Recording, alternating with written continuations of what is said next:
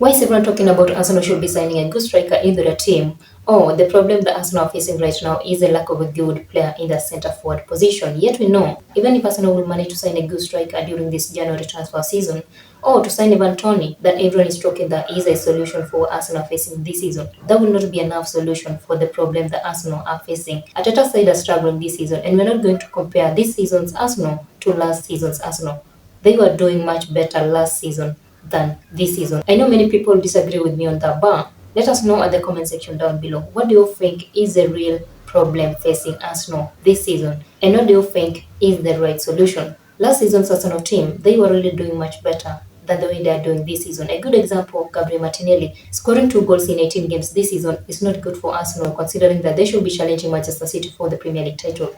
Last season, Gabriel Martinelli scored 15 or 16 goals in 36 games, which means he was able to score a goal in every 2 games. This season, Gabriel Martinelli is all over the place. Gabriel Martinelli of this season is totally different from last season's Gabriel Martinelli. And the only reason again is why Martinelli is really struggling this season is last season, Gabriel Martinelli had Granit Xhaka behind him, and they were really doing well playing together. This season, Gabriel Martinelli is having Kai Havertz in the team, a player that Arteta signed knowing that he'll be doing more than what he was doing at Chelsea, which it has not worked well for Arteta and maybe Arsenal midfield. And that's one of the problems that Arsenal are facing this season. Arsenal midfield is all over the place. Last season's Arsenal midfield, Granit Xhaka and Thomas Partey performance, it was one of the best midfield in the Premier League last season.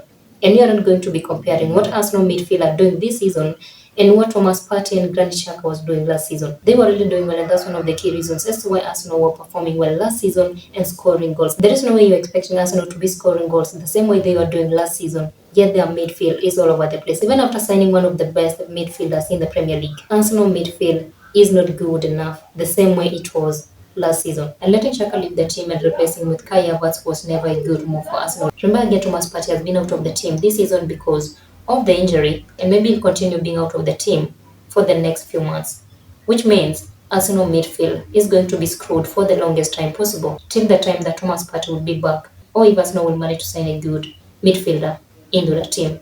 Kai Havertz cannot do what Granit Xhaka was doing in the Arsenal midfield. Even though Arteta is trying to be very positive with the player, Kai Havertz is underperforming at Arsenal. He's not doing what Arsenal fans are expecting Kai Havertz of Arsenal to be doing, and not Kai Havertz of Chelsea. And that's one of the reasons why I think Arsenal signing a good striker into the team, yet their midfield is all over the place. Arsenal lacking a good striker into the team is not the only problem they're facing this season. If Arsenal want to really score goals this season and do what their fans are expecting their team to be doing, of course, which is challenging for the Premier League title, then they should consider also maybe fixing their midfield. They should be getting a right person behind Gabriel Martinelli. And that will help Gabriel Martinelli to continue scoring goals for the team. And not just help Gabriel Martinelli score goals for the team, it will also help Arsenal maybe to strengthen their left wing, which is one of their weak wing again, considering that Zinchenko is also struggling this season. Zinchenko is not doing exactly what Arteta signed this player to come and do in this team. Arteta signed Zinchenko from Manchester City, knowing that he's a player who have know how to challenge for the big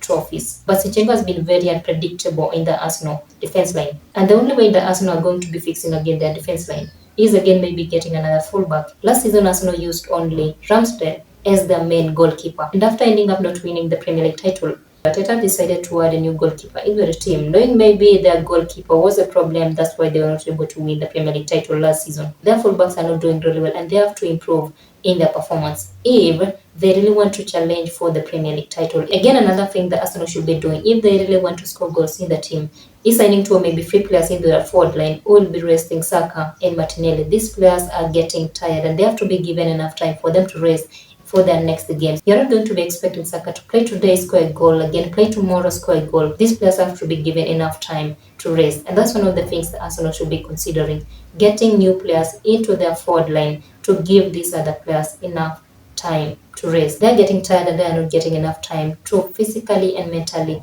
get ready for their next games. Let us know what you think about Arsenal's situation in the comment section down below, and what do you think is the real problem with this team? What do you think Arteta should be doing for him to fix the team, for them to be in that level of challenging for big trophies, not only the Premier League title? Like this video and subscribe to our channel. We'll see you on our next one. Till then, stay safe.